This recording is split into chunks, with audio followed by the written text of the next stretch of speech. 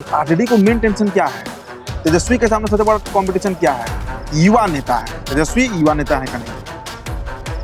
तेजस्वी यादव बेरोजगारी की बात करते हैं, कन्हैया उसके लिए यात्रा निकाल दी है बजा, समझिएगा। जिस जाति समाज से तेजस्वी आते हैं उससे ज्यादा एग्रेसिव और जाति से आते हैं कन्हैया कुमार। पप्पू यादव को जिसे ही टिकट नहीं मिला, ठीक है, वहां से महागठबंधन की प्रत्याशी हुई बीमा भारती, लेकिन राहुल गांधी ने पूर्णिया में एक भी बड़ा कार्यक्रम नहीं किया। रैली, बड़ी रैली राहुल गांधी की पूरे बिहार में हुई, लेकिन पूर्णिया में नहीं हुई। स्क्रिप्ट लिखा गया था। देखिए, पप्पू यादव इसमें कहीं दो राय नहीं है कि भाई निर्दलीय जीते हैं, ऐसा जीत हुआ उनका। मैं देगा नहीं तो तुमको जीतने में नहीं देगा। और राजनीति में दो फैक्टर काम करता है, या तो जीतो या हरवाओ। हरवाने में वो माहिर है।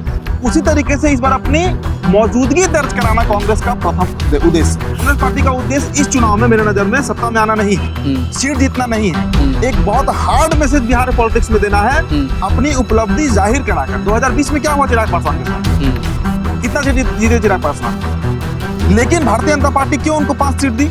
विरोधिया जानते हैं कौन कर रहा है? विरोधिया कल तक कह रहा था कि जो है कांग्रेस दलित की बात करती है, लेकिन प्रदेश अध्यक्ष बनेले भूमियार को। हाँ। अब कल जब भूमियार को हटा के दलित को प्रदेश अध्यक्ष बना दिया गया, ठीक है, तो वही विरोधिया जानते हैं क्या कह रहा है? कि देखो भूमियार को हटा दिया।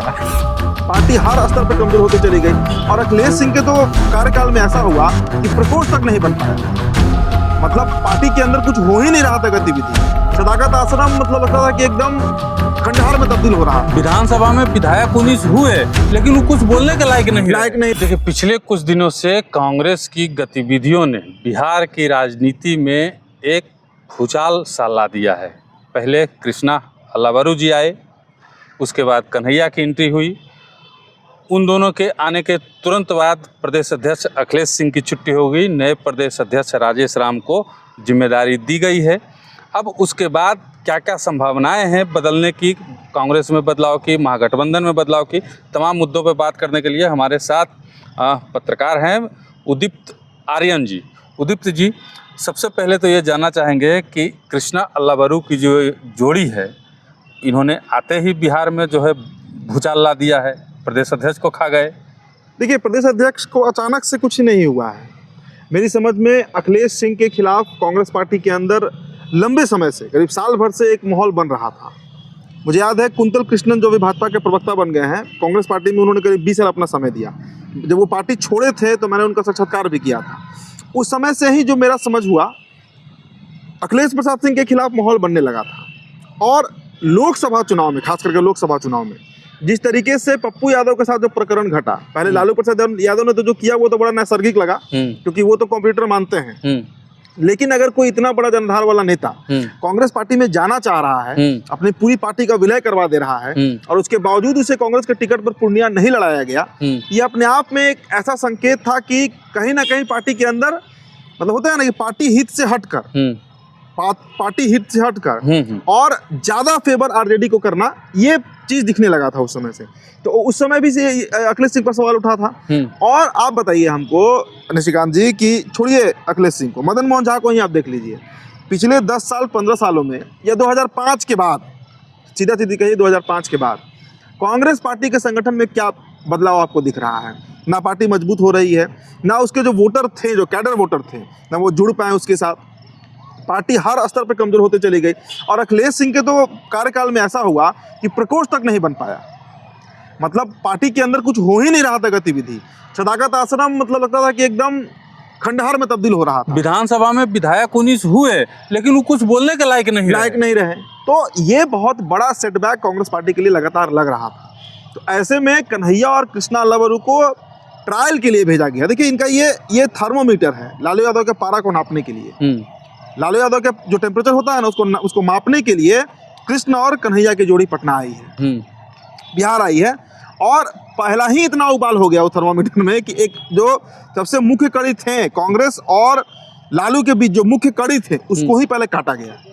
और वो कटना जरूरी था कांग्रेस पार्टी के दृष्टिकोण से अगर देखा जाए तो। हमको लगता है कि इसका स्क्रिप्ट जो है लोकसभा चुनाव में लिखा गया था, चूंकि पप्पू यादव को जिसे ही टिकट नहीं मिला, ठीक है, वहां से महागठबंधन की प्रत्याशी हुई बीमा भारती, लेकिन राहुल गांधी ने पूर्णिया में एक भी बड़ा कार्यक्रम नहीं किया। रैली, बड़ी रैली राहुल गांधी की पूरे बिहार में हुई, लेकिन पूर्णिया में नहीं हुई। स्क्रिप्ट लिखा गया था। देखिए, पप्पू यादव इसमें कहीं दो राय नहीं है कि भाई निर्दलीय जीते हैं, ऐसा जीत हुआ उनका। मेरे नजर में बिहार में 40 सीट में पूर्णिया अपवाद था। पूरा 40 विधायकों का फौज उतारा गया पूर्णिया में आरजेडी की तरफ से कि संतोष कुशवाहा जीत जाएं, लेकिन पप्पू यादव नहीं जीते। भीमा भारती के जितने हारने से खुलेआम बयान भी दिए थे। मंच वो वीडियो का भी वायरल हुआ था। हाँ बिल्कुल। पूरा जेडीयू कुनबा संतोष कुशवाहा के लिए लगा हुआ था, बीजेपी लगा हुआ था, लेकिन सबको पछाड़ कर पप्पू यादव जीते। तो ये तो तय है ना कि सीमांचल में उनकी पकड़ है। इनकार तो नहीं वो कर सकते। इनकार नहीं कर सकता इससे। अब जिस नेता का अपना 6-7 लाख का जनाधार है एक लोकसभा सीट पर, आप अररिया, किशनगंज और कटिहार छोड़ दीजिए, सिर्फ पूर्णिया में उस नेता को अगर कोई पार्टी, और वो नेता डेडिकेटेड है एक पार्टी के लिए, वो कह रहा है कि हमारे खून में कांग्रेस है, हाँ कई बार कह चुके हैं, जीतने के बाद भी हमारे नेता राहुल गांधी हैं, प्रियंका गांधी हैं, उस नेता को आप दरकिनार कर रहे हैं। इसका स्पष्ट मतलब है कि आपका निजी स्वार्थ उसमें लगा हुआ था।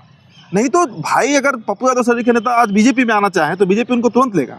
लोकसभा के समय चर्चा भी चल रही थी, आपको याद होगा, पप्पू यादव की बात बीजेपी से भी हो रही है पूर्णिया को लेकर, चल रहा था। आ जाते तो ले लेती। लेकिन पप्पू यादव को नहीं लेना और एक तरफा पार्टी को लेकर चलना, और सबसे बड़ी बात कांग्रेस पार्टी लगातार गिर रही है। उसका ग्राफ आप उठाकर देखिए, 1990 के बाद से जब से यहाँ क्षेत्रीय दलों का विकास हुआ, मतलब उदय हुआ, आप आरजेडी कह लीजिए, पहले समता पार्टी और फिर बाद में जेडीयू कह लीजिए, तब से कांग्रेस पार्टी बिहार में जमींदोज हो गई, मतलब पूरी तरह खत्म हो गई। तो वो रिवाइवल जो है, देखिए कांग्रेस पार्टी का उद्देश्य इस चुनाव में मेरे नजर में सत्ता में आना नहीं है, सीट जीतना नहीं है, एक बहुत हार्ड मैसेज बिहार पॉलिटिक्स में देना है, अपनी उपलब्धि जाहिर कराकर। 2020 में क्या हुआ चिराग पासवान के साथ, कितना सीट जीते चिराग पासवान, लेकिन भारतीय जनता पार्टी क्यों उनको 5 सीट दी, पारस जी को क्यों नहीं 5 सीट? समझ में आ गया कि हरवा सकते हैं। हाँ, ये बात चिराग ने जीतेगा नहीं तो तुमको जीतने भी नहीं देगा। और राजनीति में एक तो फैक्टर काम करता है, या तो जीतो या हरवाओ, तो हरवाने में वो माहिर है। तो उसी तरीके से इस बार अपनी मौजूदगी दर्ज कराना कांग्रेस का प्रथम उद्देश्य है।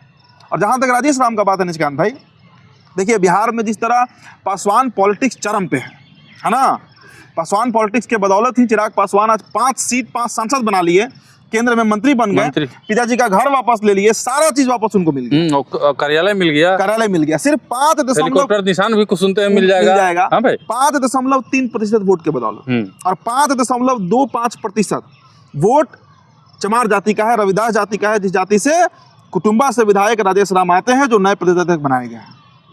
तो वो दलित पॉलिटिक्स अगर कांग्रेस पार्टी उसमें कामयाबी पाती है तो सोचिए कि कितना बड़ा उलटफेर। और ये सेटबैक सिर्फ तेजस्वी को नहीं लगेगा, तेजस्वी को तो मुस्लिम वोट के चलते लगेगा, एनडीए को बड़ा झटका लग सकता है। विरोधिया जानते हैं कौन कर रहा है? विरोधिया कल तक कह रहा था कि जो है कांग्रेस दलित की बात करती है, लेकिन प्रदेश अध्यक्ष बनेले भूमिहार को। हाँ, अब कल जब भूमिहार को हटा के दलित को प्रदेश अध्यक्ष बना दिया गया, ठीक है, तो वही विरोधिया जानते हैं अब क्या कह रहा है कि देखो भूमिहार को हटा दिया। नहीं भूमिहार को हटाया, लेकिन उससे देख धाकड़ भूमिहार को ला दिया है। उससे धाकड़ बाभन अभी घूम रहा है बिहार में, तो यात्रा कर रहा है, जिसका एक्सेप्टेंस अखिलेश प्रसाद सिंह से ज्यादा एक्सेप्टेंस कन्हैया कुमार का भूमिहारों के बीच है। बिल्कुल है, शर्त लगा लीजिए इस बात। बिल्कुल है, सोशल मीडिया पे हम लोग का जो कमेंट मिल रहा है वो देख रहे हैं, वो स्पष्ट बता रहा है। अखिलेश सिंह के खिलाफ भूमिहार लॉबी भी नाराज रहा है। आप बताइए कि बिहार में अखिलेश सिंह ने भूमिहारों के लिए ही क्या कर दिया? कुछ नहीं। आज उनके बेटा जो है सुबह ट्वीट किए, जब नाश मनुज पर छाता है पहले विवेक मर जाता है। अब कोई मतलब ही नहीं है, औचित्य ही नहीं है इस बात। विधानसभा में प्रतिमा दास जी से पूछे कि ऐसा बोले हैं, तो प्रतिमा दास जी पूछे कौन है, उन्हें जानते हैं। तो अब अंदाजा लगा लीजिए कि कांग्रेस पार्टी के अंदर देखिए बहुत बड़ा ये मूलचूल परिवर्तन है, और इसमें कई समीकरण टूटेंगे, कई दलों का समीकरण टूटेंगे। आप मुस्लिम वोट की बात कीजिए ना, कटिहार, पूर्णिया, अररिया, किशनगंज 24 विधानसभा सीट पड़ता है, 24 विधानसभा सीट। उन 24 विधानसभा सीट पर आप देखिएगा कि कांग्रेस पार्टी अकेले लड़ी, साथ में दलित को जोड़ ले, मतलब बसपा को जोड़ ले। कह रहे हैं कि अकेले लड़ सकती है? बिल्कुल लड़ सकती है, बिल्कुल लड़ सकती है। कांग्रेस कभी अकेले ही सत्ता में रही है, कांग्रेस कभी अकेले ही सत्ता में रही है। देखिए लालू यादव ने जिस दिन कहा ना ये बात कि ममता बनर्जी बने इंडिया गठबंधन का फेस, राहुल गांधी पे जो तंज कसे थे वो भारी पड़ेगा इनको, बिल्कुल बहुत भारी पड़ेगा। आप लिख कर ले, हमारे दर्शक भी इस बात को जानते होंगे, नोट कर लीजिए, ये बहुत भारी ये बयान पड़ने वाला है। दिल्ली में 41 लाख वोट आया था आम आदमी पार्टी को, 43 लाख वोट आया था भारतीय जनता पार्टी को। सीट का अंतर देख लीजिए, 48 और 22, 48 सीट बीजेपी को रहा, क्योंकि कांग्रेस पार्टी वहां पर 6 लाख वोट लाई, और वो 6 लाख वोट दुगना का अंतर पैदा कर दिया। वही इस बार बिहार में होने जा रहा है। आप देख लीजिएगा। देखिए, जब तक क्षेत्रीय दलों का सफाया नहीं होगा तब तक कांग्रेस पार्टी का रिवाइवल बिहार में नहीं होने वाला है, यह असंभव है। मतलब आपको लगता है कि कांग्रेस का जो मूल वोट बैंक था पहले, दलित, सवर्ण और मुसलमान, ठीक है, ये तीनों को साध लेगी कांग्रेस? प्रयास तो कर रही है, प्रयास तो बहुत जबरदस्त चल रहा है। देखिए, एक बात आप जान लीजिए, 2020 के बाद बिहार का राजनीति थोड़ा बदला है मेरे दृष्टिकोण से। मुझे याद है 2020 में हम लोग जब स्टोरी करते थे उस समय छात्र, युवा, बेरोजगार नौजवान का मुद्दा तेजस्वी प्रसाद यादव ने उठाया। 7 सूत्री मांग उन्होंने किया था, वो पूरा एजेंडा बना था, खूब उसमें ट्विटर पे चल रहा था। हाँ। अब बजाते थी मैं और उसी का फल था निशिकांत भाई कि 80 सीट आरजेडी जीत गई थी। बिहार सबसे युवा स्टेट है लेकिन सबसे बुरा स्टेट है, क्योंकि यहाँ का जवानी एकदम पानी में बर्बाद हो रहा है। हकीकत यही है कि यहाँ पर ना इंडस्ट्रीज़ है, ना फैक्ट्रीज़ है, सबसे अधिक पलायन है, सबसे अधिक बेरोजगारी है। अभी आर्थिक सर्वे का रिपोर्ट आया, वो सिक्किम में बता रहा है कि पर कैपिटा इनकम हर महीने 48,900 रुपया है, मतलब करीब करीब 50,000 रुपया सिक्किम का एक औसत आदमी कमाता है। नॉर्थ ईस्ट का स्टेट है, गरीब सबसे, ना संसाधन है, ना मशीनरी है वहाँ पर, ना गवर्नमेंट वहाँ पे उतना मदद कर पाती है, तब वहाँ 50,000 रुपये कमा ले रहा है। और बिहार जो कि गढ़ है राजनीति का, यहाँ पे पर कैपिटा इनकम 5,000 रुपये महीना है। 5,000 रुपये महीना, मतलब एक बिहारी औसतन रोज 175 रुपया कमा रहा है। तो हर तरीके से, हर मापदंड से बिहार का सबसे बड़ा मुद्दा बेरोजगारी, पलायन ही बनने वाला है। और उसी मुद्दा को पकड़े हैं कन्हैया कुमार। और यूथ वोटर जो है, देखिए यूथ वोटर, सी वोटर भी बात क्लियर किया कि 41% लोग क्यों तेजस्वी के साथ गए और प्रशांत किशोर क्यों 15% लोग कर रहे हैं समर्थन। इसलिए कर रहे हैं क्योंकि प्रशांत किशोर ने एक यात्रा निकाला बेरोजगारी के लिए। तेजस्वी अभी सबसे अधिक बेरोजगारों की बात कर रहे हैं और उसी का एजेंडा लेकर कन्हैया कुमार भी चल रहे हैं। तो बिहार का डायमेंशन थोड़ा बदला है पॉलिटिक्स का। अब सिर्फ जाति पाति वाला खेल नहीं है। अब सबसे बड़ा मुद्दा बिहार में जो बनने जा रहा है, बीच में बनाया तेजस्वी यादव, फायदा भी मिला, वो यही है जिस यात्रा पर कन्हैया। अब वो मुद्दा छीन लिया कन्हैया। हाँ हाँ, बिल्कुल बिल्कुल। आरजेडी को मेन टेंशन क्या है? तेजस्वी के सामने सबसे बड़ा कंपटीशन क्या है? युवा नेता है तेजस्वी, युवा नेता है कन्हैया।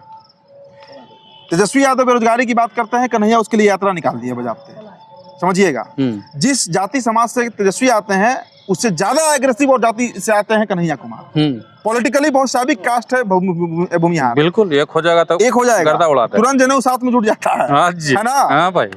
तो कन्हैया कुमार, और देखिए बिहार के भूमिहार, आज अगर कांग्रेस डिक्लेयर कर दे कि भूमिहार सीएम बनने जा रहा है, हमसे पेपर पर लिखवा लीजिए, 10% समान वोट है ना, कम से कम 7 से 8% समान वोट चला जाएगा कांग्रेस के साथ। और मुस्लिम को डिप्टी सीएम बना दे, या मुसलमान को सीएम और भूमिहार को डिप्टी सीएम बना दे। एक चीज और लग रहा है हमको ये लग रहा है कि एक दलित जाति में एक खास जो है वर्ग, दलित जाति का, वो सभी पार्टियों से, बिहार की सभी पार्टियों से नाराज है। ठीक है, सवर्ण में भी खास वर्ग जो है वो सभी पार्टियों से नाराज है।